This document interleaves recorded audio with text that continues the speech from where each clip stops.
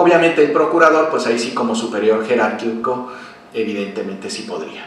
En cambio, a nivel federal, ahí sí se autorizó en general a la gente del Ministerio Público. Está mucho más abierto. ¿Por qué? Porque no tenemos personal suficiente a nivel federal para tener MPs especializados en extinción de dominio. Este Ministerio Público actuará en representación del gobierno local o federal.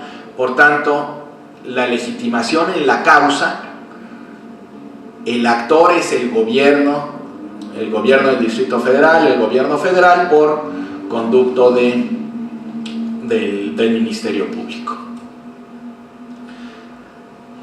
Como el juicio nos va a llevar pues unos 6 meses, 8 meses, por cierto, el juicio en teoría es un juicio sumario.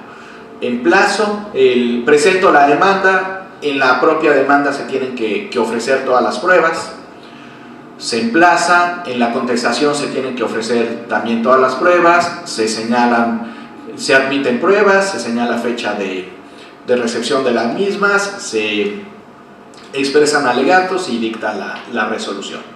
Pero a lo largo del procedimiento se pueden dictar medidas cautelares. Es común que durante la averiguación previa el Ministerio Público decreta el aseguramiento de los bienes. Entonces normalmente ya están asegurados administrativamente. De todas formas, en este procedimiento puede pedirse nuevamente la medida cautelar. La ley no nos señala si tiene que ser necesariamente durante el juicio o desde el inicio del juicio, o también podría ser como medida cautelar previa. Pues desde luego, si en el Código de Procedimientos nos permite que las medidas cautelares pueden ser antes o durante el juicio, pues obviamente también aquí no tendría por qué ser la excepción. Lo que sí, estas medidas cautelares por su naturaleza son urgentes y el juez tiene que resolver dentro de las 6 horas siguientes a que el MP solicite la medida cautelar.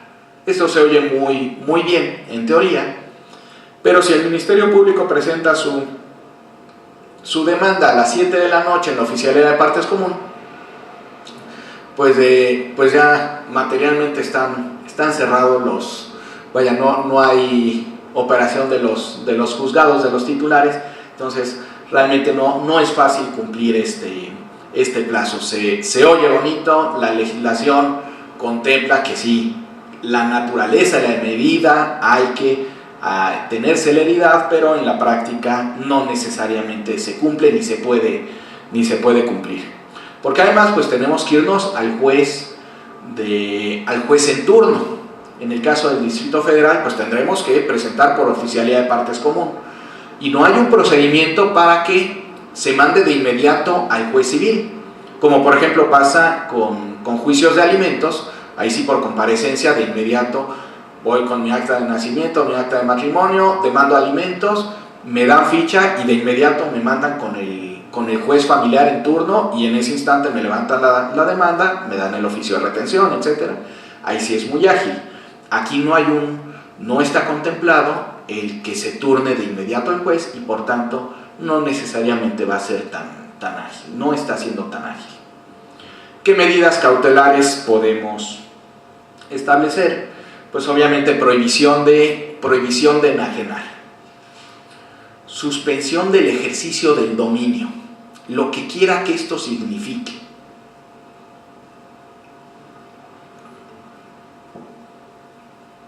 Retención del bien, el aseguramiento, que normalmente ya lo hizo el Ministerio Público durante la averiguación previa.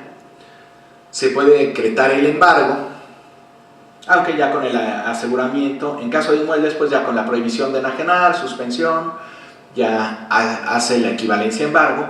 O también, por ejemplo, en cuentas bancarias, pues de una vez embargamos todas las cuentas derivadas relacionadas con este ilícito, se gira el oficio a comisión bancaria y se decreta el congelamiento de cuentas. O también se puede ordenar la prohibición del pago de ciertos títulos de crédito. También se prohíbe pagarlos. Y de plano nos dice la ley las demás que prevean las leyes o las que el juez considere necesarias, lo cual nos lleva a un margen de discreción que puede rayar en la arbitrariedad. Entonces, todo aquello que el juez prudentemente considere que sea necesario para mantener la situación de hecho, para preservar los bienes materia de la acción, pues puede decretar cualquier medida. A nivel federal, desde luego existe esta medida. Siempre en el Código Federal de Procedimientos Civiles, como todos sabemos, en las medidas cautelares para preservar la situación de hecho, pues nada más dice así el Código Federal, y los jueces normalmente han sido muy prudentes en ello, pero pues aquí se repite, y entre más le dejemos el margen de discrecionalidad al juez, mayor margen de error puede haber. Error fortuito, error provocado, o desde luego pues siempre también dolo podría llegar a haber, ¿no? En fin, es excesivo en este sentido nuevamente esta ley. Entendemos que cuando se emite esta ley, pues estamos en una guerra contra la delincuencia organizada, y tenemos que tomar todas las medidas que nos auxilie para ello, pero como abogados pues no podemos dejar de ver que en la práctica esto llega a excesos. Como medidas cautelares, aquí se establecen algunas obligaciones al notario, lo cual, como pues obviamente conocía el público, parte del público asistente, bueno, pues ahora como notarios también nos imponen una nueva obligación. El notario tiene que estar también muy atento de estas operaciones. Ya no solamente deberá vigilar la legalidad. Si es un inmueble, no solamente deberá de revisar registro de la propiedad, etc., ¿no? Tiene el notario obligación de que si detecta, no solo que tenga conocimiento, sino cualquier indicio de que alguno de estos bienes materia pudiera ser de los bienes previstos en la ley, tiene que hacerlo del conocimiento de la autoridad ministerial. Indicio, basta con un indicio, lo cual pues entramos a un margen sumamente subjetivo y por tanto de inseguridad jurídica para todos. Deben notificar entonces al Ministerio Público cualquier operación si tienen conocimiento o siquiera indicios de que algún bien materia de la operación es de los previstos en esta ley. Y la propia ley dice, bueno, y si no das el aviso, pues te vas a hacer acreedor a las sanciones penales y administrativas ante tal omisión. Por tanto, pareciera ser que como notarios nos vamos a tener que cerciorar cómo la forma de pago de las compraventas que efectivamente sean lícitas, o de plano, con un poquito que nos quede la duda de la licitud de la operación, pero ya no duda jurídica, sino de feeling que vamos teniendo a lo largo de nuestro trayecto profesional, pues cuando tengamos alguna duda, mejor aquí no la hacemos, con el riesgo de que por otro lado, y damos aviso al MP, con el riesgo de que nos presenten pues obviamente la queja respectiva ante la autoridad administrativa por no brindar el servicio notarial, ¿no? Ahora estamos entre la espada y la pared. Perdón, ¿había algún comentario por ahí? Sí, a sus órdenes. Pero si nos sale un poquito más fuerte.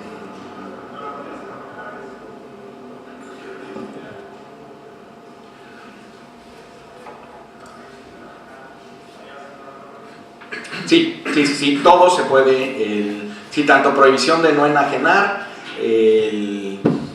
puede ser la prohibición expresa, podría ordenarse nada más, que sería lo idóneo. Podría simplemente ordenarse, la demanda inscríbase en el registro de la propiedad, nada más como anotación preventiva de la demanda. Pero claro, esto sí nos permitiría enajenar el bien y ya que el tercero adquirente pues ya asumiera el riesgo. O de plano podría establecerse la prohibición, es posible y sería el ideal que se estableciera la prohibición de no enajenar para proteger a terceros. Y evidentemente, pues nuevamente, como notarios, pues eso de que no sale el certificado de gravámenes y que el cliente me autorice la operación, aunque no haya salido el certificado de gravámenes, pues posiblemente ya estemos cometiendo un pecado de omisión, siendo que debimos de haber revisado el certificado de gravámenes, y aunque los clientes nos liberaran de ello, podremos estar incurriendo en responsabilidad. Por tanto, pues nos vuelven a acotar la función notarial mucho más. Sí, porque lo que ha pasado lo que ha pasado es que han mandado circulares por parte del colegio diciendo que este bien está sujeto a un proceso de extinción de dominio, pero lo indicado es que se inscriba en registro, y cuando pidas el certificado veas la anotación de la medida cautelar, ¿no? Claro, porque a final de cuentas la circular la emite el colegio, ¿no? Sí. Claro, ya con eso ya tenemos el indicio. Pero, pues obviamente no, de esa circular solamente van a tener conocimiento los notarios. Si de pronto, y los notarios del DF, si es una operación en provincia, pues se va a avisar al notario a los notarios de Monterrey. Pero la operación que estemos realizando aquí en el DF posiblemente, no nos vamos a enterar si no es mediante el certificado de gravámenes, y ese, ustedes mejor que yo pues conocemos que cuánto tiempo se tarda una inscripción o una anotación preventiva en el registro. Anotación definitiva, pues todos sabemos que ahorita creo que está 1 año para inscribir una propiedad. Anotaciones preventivas no recuerdo, pero mínimo nos ha de llevar 3 meses. Y entonces, pues sí, desde luego estamos en un estatus de inseguridad jurídica y de una carga muy, muy importante que se está dando al notario. Continuando brevemente con el procedimiento. El procedimiento nos dice la ley que se deben de cumplir todos los elementos de la garantía de audiencia, que nos lo dice la Constitución y la ley. Al mismo tiempo nos limita tanto las defensas a que nosotros comprobemos la negación de la negación, que obviamente es muy difícil acreditar. El emplazamiento será personal al afectado en principio, si es que se conoce el domicilio, y a todos los demás posibles involucrados. Eso será por vía de edictos. Se van a publicar edictos de emplazamiento a costa del gobierno del gobierno del DF o federal, y con eso se entiende que todo el mundo está emplazado. Si hay un inquilino, si hay un copropietario, uno de los copropietarios del inmueble es el administrador y es el que renta. Pues él es el único que tuvo acceso o conocimiento del inquilino. Se emplaza al afectado, y basta con emplazar a un copropietario, y las ejecutorias nos están diciendo con eso se cumple garantía de audiencia y le afecta a todos los demás copropietarios, aunque a los demás no los hayamos emplazado personalmente, solamente al directamente involucrado. Y a cualquier otro tercero mediante publicación. Si hay algún usufructuario, si hay algún garante hipotecario, algún garante prendario, se entienda, imagínense la casa que se está rentando, que ahí era donde almacenaban la droga, está hipotecada, pues se va a extinguir el dominio, ¿y qué hacemos con el acreedor hipotecario? Todavía le deben la casa, ya se la quedó el gobierno, y el acreedor hipotecario ¿dónde queda? En cuanto al procedimiento, las pruebas deben ofrecerse en los escritos iniciales, no hay limitación de pruebas, por tanto, lo que la imaginación nos permita. Y la sentencia surte efectos contra todos los acreedores prendarios e hipotecarios. Y por tanto, los acreedores hipotecarios se van a quedar sin protección. Entonces ya no solamente como dueño tengo que cuidar a mi inquilino, le presto a alguien para que compre la casa o hay algún reconocimiento de adeudo con garantía hipotecaria por la razón que fuere. Si ese propietario de la casa que todavía me la debe comete un ilícito, él pierde la casa, el que gana es el gobierno del Distrito Federal y el acreedor hipotecario también pierde. Ya tendríamos que ver el ejercicio de las acciones que pudiera intentar el acreedor hipotecario contra el gobierno del DF por un enriquecimiento indebido. Lo que sí, la ley nos vuelve a marcar una salvedad, porque no todos somos iguales en derecho. La sentencia surte efectos contra acreedor hipotecario y prendarios, contra todos excepto los del sector financiero. Si las hipotecas, si las prendas, los acreedores son miembros del sector financiero, a ellos no les perjudica la sentencia. Pero si bien, posiblemente el 70% de las hipotecas que se celebran son con alguna entidad financiera, pues el otro 30% es con empresas de otra clase o con particulares. A este 30% o al porcentaje que fuere, a esto sí se les va a afectar. Aquí tenemos otro posible abuso que está teniendo la ley.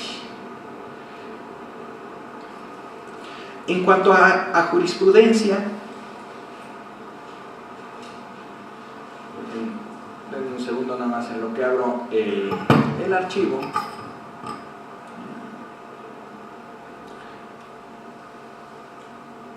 Por cierto, las leyes, tanto la del DF como la federal, no son muy distintas una de la otra. Abogado, que quería hacer algún comentario de una vez, por favor.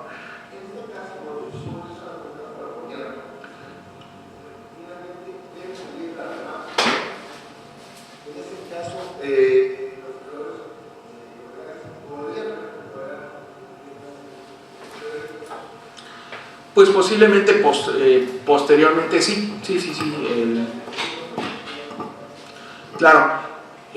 Bueno, en el caso del DF, la legislación es muy romántica y nos dice que se va a realizar casi para asistencia social los bienes. Y déjenme nada más. En el artículo 4 de la ley del DF nos dice que los bienes sobre los que se declare la extinción de dominio se aplicarán a favor del gobierno del Distrito Federal y serán destinados al bienestar social, mediante acuerdo del jefe de gobierno que se publique en Gaceta Oficial. Cuando se trate de bienes fungibles, se destinarán en porcentajes iguales a la Procuraduría de Justicia y la Seguridad Pública. Entonces, en el caso del DF, no necesariamente tienen que enajenarlos. Posiblemente a nivel federal entren esos bienes, en un principio siempre entrarán al SAE. El SAE, pues obviamente su finalidad es hacer líquidos esos bienes, y ahí sí, como terceros afectados que pueden entrar al procedimiento, sí, los acreedores hipotecarios y incluso las víctimas del delito pueden entrar a este procedimiento y a decir, oye, yo soy víctima y para efectos de reparación del daño también considérame a mí. No está claro en la ley, pero coincido con usted que, de elemental justicia sería, en caso de remate, pues obviamente con el producto de la venta que se pague al acreedor hipotecario. Claro, si es que no, resulta que también inician la acción contra el acreedor hipotecario, diciendo que es una nueva forma de testaferro o de elusión de la ley, porque esta ley parte de un principio de mala fe y todos somos culpables hasta que se demuestre nuestra inocencia.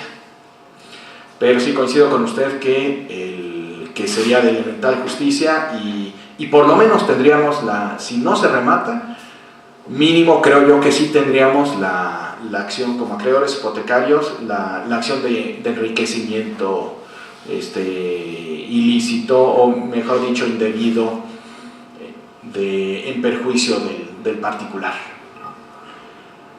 La ley, les comentaba, no es, creo que ni se ve, ¿verdad?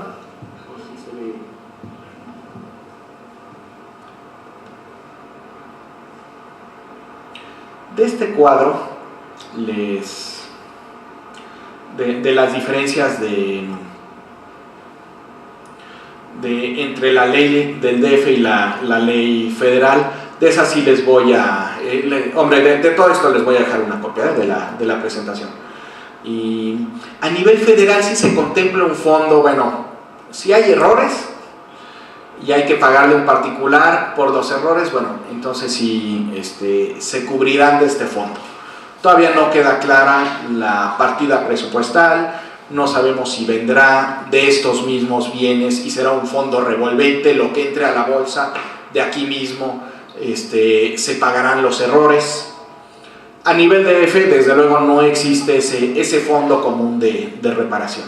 Este fondo común lo entiendo yo un poquito como en el registro de la propiedad en el sistema australiano, que una vez que se inscribe es inmodificable el registro de la propiedad, y si surge alguien con mejor derecho, pues ya no le podemos restituir la propiedad, y de ese fondo común se le restituye. Más o menos así es como he entendido yo este fondo que se maneja a nivel federal. En cuanto a jurisprudencia,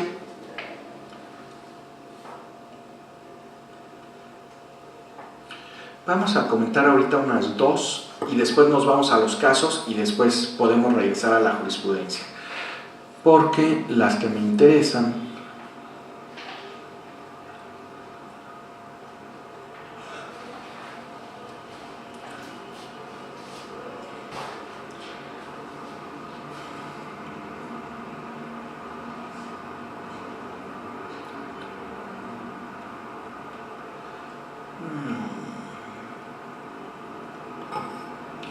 denme un segundo.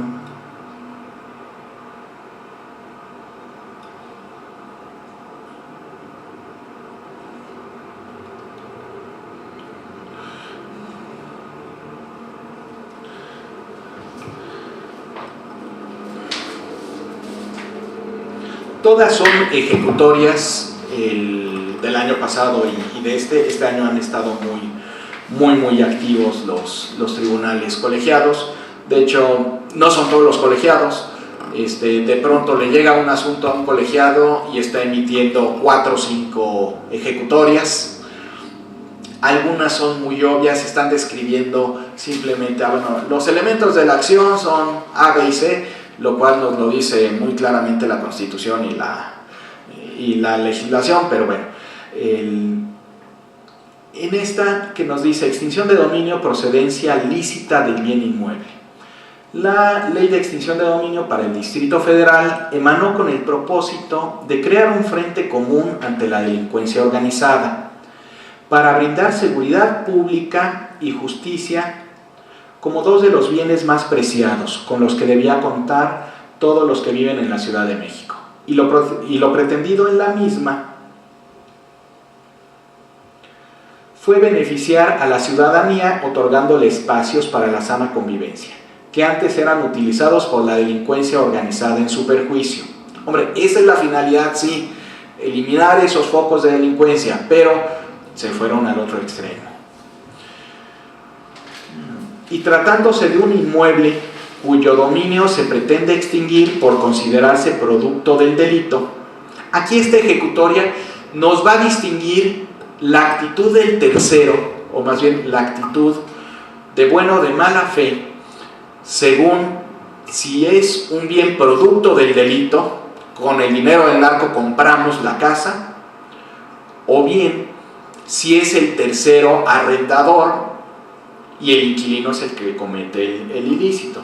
Entonces, pretende distinguir por considerarse producto del delito, conforme al sistema de la ley, el interesado. Si es producto del delito, el interesado tendrá la carga de acreditar la licitud de los recursos con los que lo adquirió, pues dicha ley implícitamente supone lo contrario.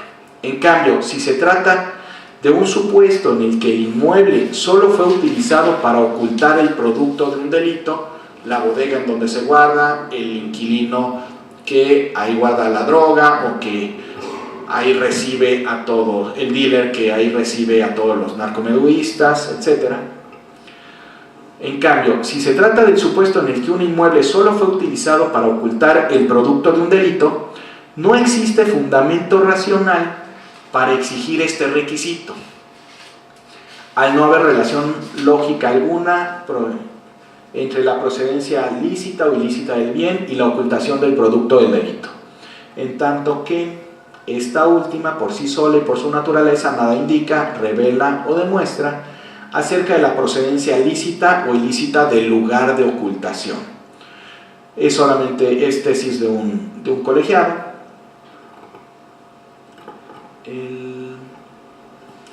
Ya no alcanzo a ver, de marzo de este año. Claro, la ley no dice eso, la ley no nos distingue.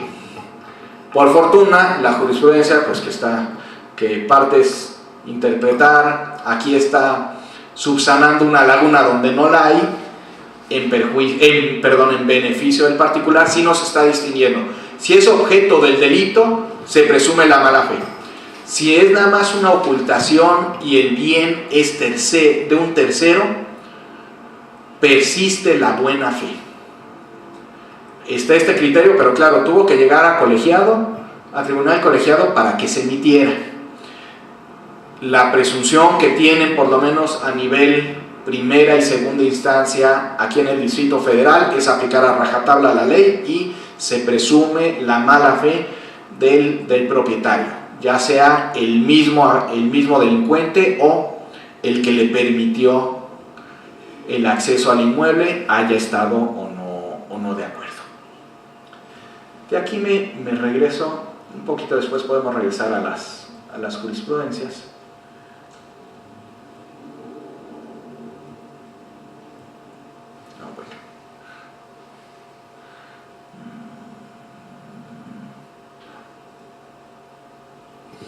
Ahora, vámonos a algunos ejemplos que han ocurrido en los últimos 2 años y que es el otro lado de la moneda. La idea de la ley es correcta, pero ¿cuáles son los abusos más comunes que ha habido y que eso nos motiva para que cuando, también disculpen lo coloquial, pero cuando veamos las barbas de nuestro vecino cortar, pongamos las nuestras a remojar? El primer ejemplo real, que ese sí sucede todos los días, es en los bienes relacionados con crimen organizado muy evidente, se están iniciando las acciones y no hay quien meta la mano, no hay quien se esté defendiendo y dejan pasar y están procediendo lisa y llanamente estas acciones. Todos aquellos casos en rebeldía, basta con que el Ministerio Público presente las constancias de la averiguación previa, donde viene el aseguramiento y cuando es en rebeldía es tajante que procede. Algunos ejemplos de abusos. Platicábamos hace un poquito un conjunto de bodegas para alquiler. Son diversas bodegas, no sé si sean 100 bodegas. Hay algunos comerciales de que te guardamos desde un alfiler hasta un elefante. Hay sistemas de seguridad, cada inquilino tiene acceso tiene que avisar con anticipación en el inmueble cuando quiera accesar a él, tiene que dar el aviso con anticipación. Cada cliente tiene sus claves electrónicas y sus llaves de la bodega, no las tiene el arrendador, y entonces pues únicamente se indica tal día voy a voy a retirar o voy a meter más mercancía, y ya pasó. Van descargando la mercancía, alguna empresa de papas fritas, hubo un robo, llega un camión X a descargar mercancía, en ese instante los va persiguiendo la policía. De inmediato el agente de seguridad del inmueble, pues la policía está tocando, les abre, la policía entra, detiene a los que estaban descargando el camión. Todavía el camión estaba en el área de... No era el camión, no decía el nombre de la empresa el camión, sino ya habían cambiado uno por uno no rotulado.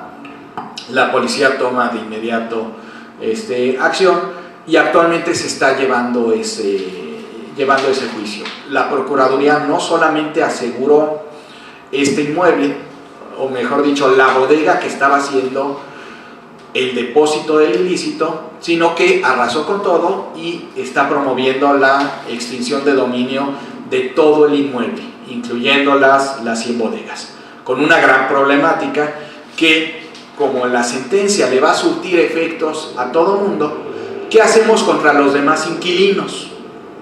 Y además, ¿qué hacemos mientras tanto?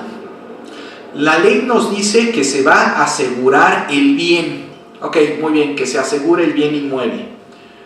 Pero en el caso de esta empresa, es una operación en donde diariamente entra y sale más gente, en donde tenemos que permitirle el acceso a los demás inquilinos a meter y sacar los bienes que tienen en las bodegas rentadas. Hay que pagar al personal de seguridad, etcétera. Toda la operación del negocio, eso no nos dice la ley qué hacemos con ella. Se limita a decir, queda asegurado el inmueble. Pero cuando haya una operación de por medio en ese inmueble, cuando haya una empresa,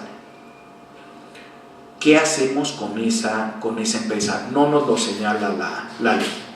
Curiosamente nos dice en la legislación del DF, cuando se aseguren, primero hace el aseguramiento el Ministerio Público, y ya en la acción de extinción de dominio, el aseguramiento, si es de bienes muebles, van a quedar a cargo de la Secretaría de Finanzas, y si es inmueble, el oficial mayor del gobierno del Distrito Federal es el que se va a quedar con la custodia del inmueble.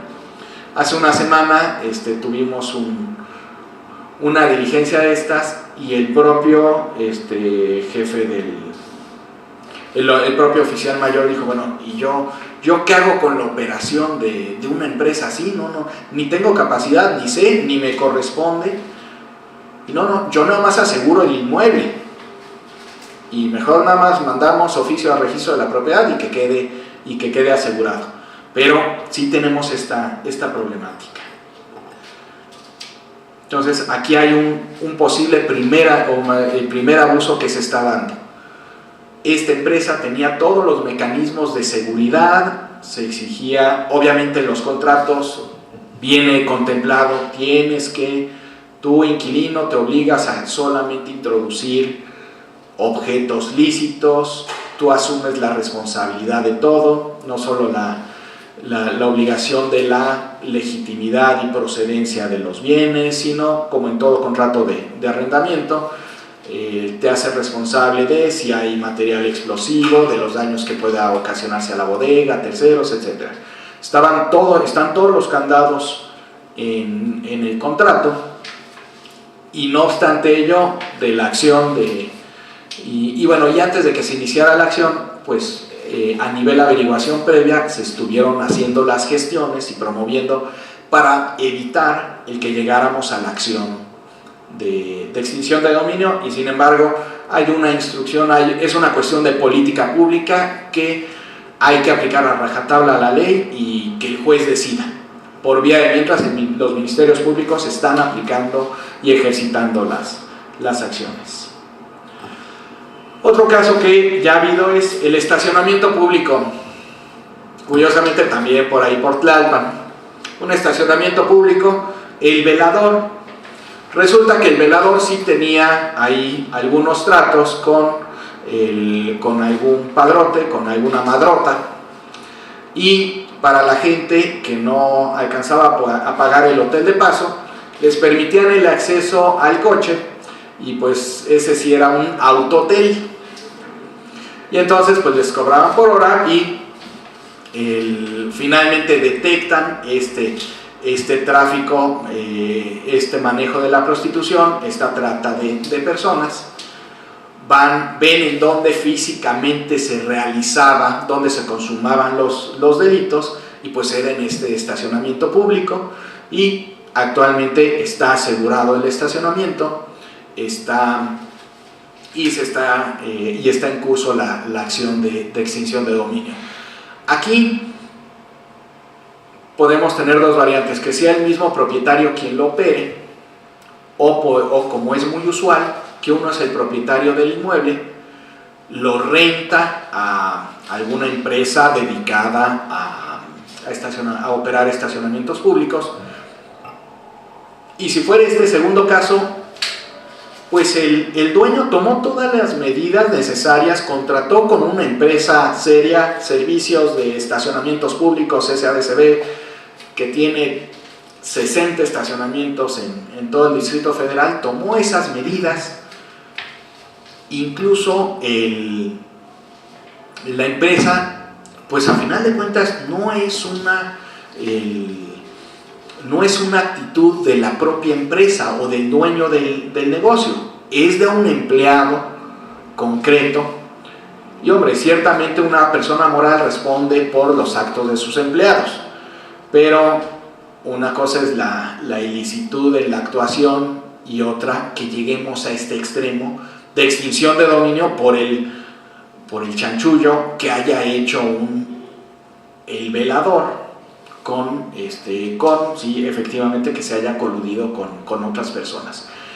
Ese es otro ejemplo que está actualmente, y que obviamente, como está la ley, pues es de difícil resolución para el particular. Otro que tenemos, otro estacionamiento público. Después de haber cometido el delito, el delincuente huyó en el coche, lo metió a un estacionamiento que estaba cerca de una estación del metro, lo dejó y se salió tal cual.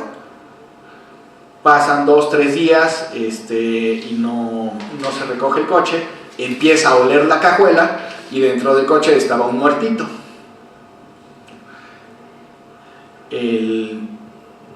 Tenemos las dos posibilidades: que hayan sido estos 2 o 3 días, o que se haya montado el operativo, se logra detectar el coche, y entonces resulta que se inicia acción de extinción de dominio contra el dueño del estacionamiento, porque no se cercioró permitió que el coche entrara, y no tomó las medidas necesarias para asegurarse de la licitud del vehículo. Y pues hombre, este es un absurdo, pero es el absurdo al que nos está llevando la ley. Entonces tendríamos que llegar a que toda persona que llegue al estacionamiento público tendrá que comprobar la legal propiedad del coche. Tendremos que tener una base de datos para ver si no hay reporte de robo en ese instante. Tendremos que tener nuestro punto de contacto con policía para ver si en ese instante no se ha reportado esas placas. En fin, estamos llegando a un absurdo que no es sencillo darle solución a. Esta es la problemática de los abusos a los que estamos sufriendo los particulares.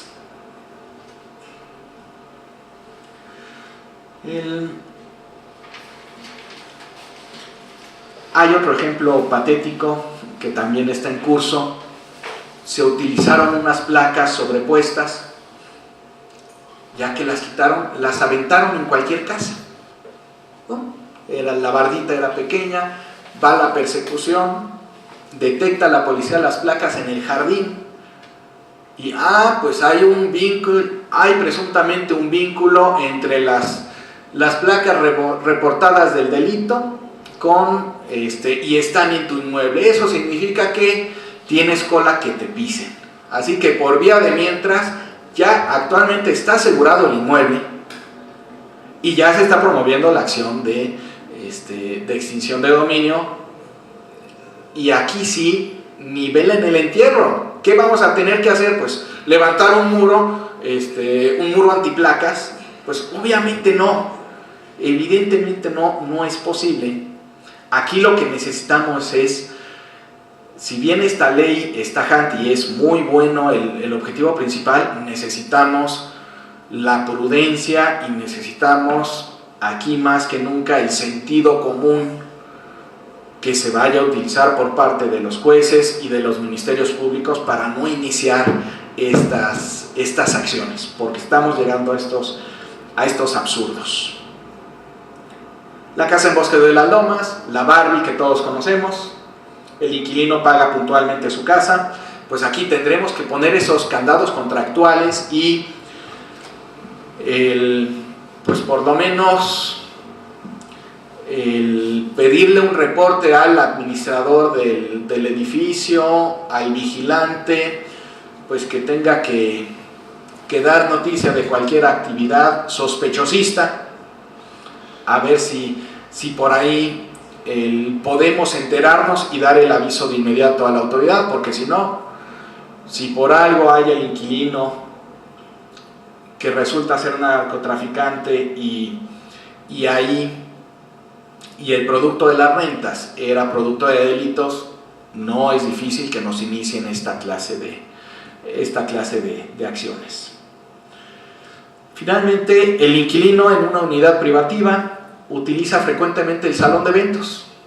Todos los condominios horizontales o verticales, pues muchos tienen su salón de eventos y una vez al mes usa el salón de eventos, y resulta que en esos eventos pues es Sodoma y Gomorra, y ahí es donde realiza sus juntas delictivas. Lo detienen y entonces, ¿qué va a asegurar la autoridad?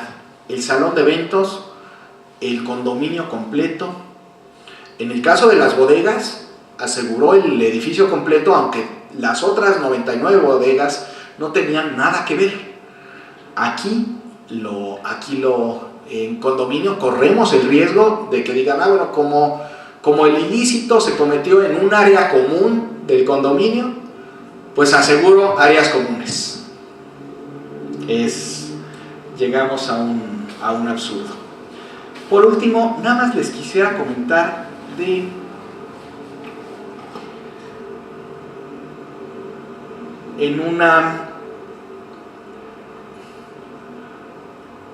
la inventiva del abogado pues tendrá que ser mucha, tanto a nivel contractual, como en una supervisión, como en su momento a nivel pruebas.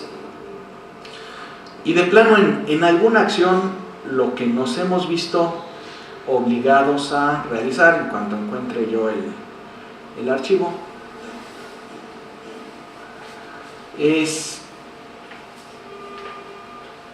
perdón, pero como no es mi computadora, soy medio malo en ellas.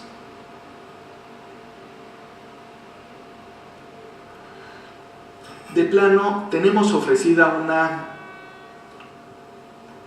una prueba de criminalística para que el criminólogo que tiene la empresa, y es gobierno del Distrito Federal contra empresa X, juicio especial de extinción de dominio, juicio tal. Me voy a ir directo a la prueba. La empresa esta tiene que acreditar que su actividad es lícita, que ella solamente es la propietaria del estacionamiento o de las bodegas o de lo que sea, que toda su actuación es lícita, que tiene los candados de seguridad para evitar que terceros ajenos indebidos entren a sus instalaciones. Y entonces se está promoviendo la pericial en criminalística, nada más en cuanto lo encuentren. Odio las demandas largas, pero esta sí es de 100 hojas. La contestación es porque son 40 hojas de pruebas, porque tengo que acreditar mi actividad lícita como empresario y que me dedico a rentar inmuebles y no me dedico a otra cosa, y que todos mis ingresos son por estas actividades. Obviamente en la averiguación tuvimos que ir objetando todos los puntos, como de la averiguación previa se desprende que no hay nada que me vincule a mí como dueño.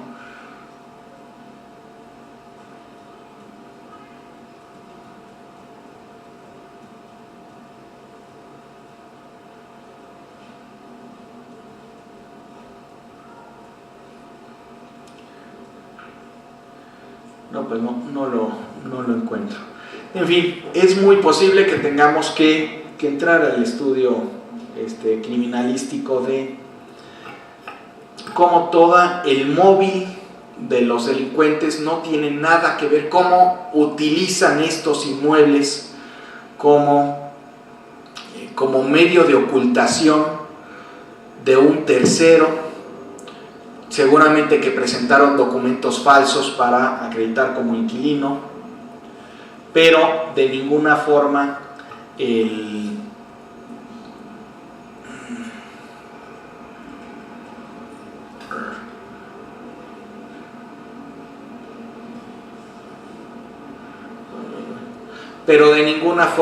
hay el dolo por parte del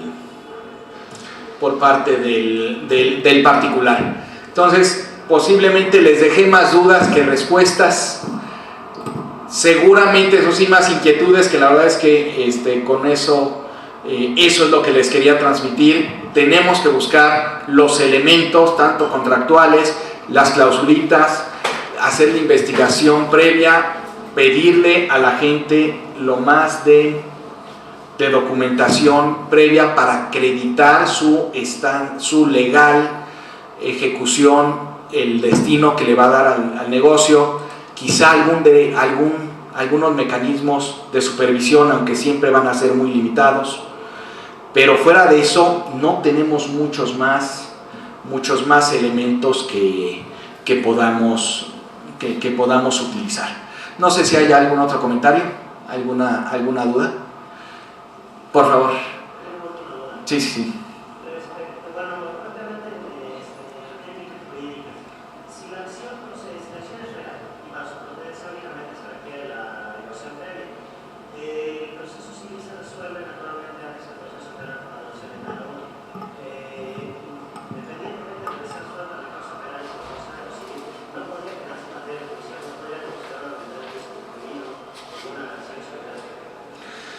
Pues mire, como lo está dando la ley, es que de todas formas, aunque no haya habido el ilícito penal al final del día, de todas formas sí hubo hubo un ilícito civil, y por tanto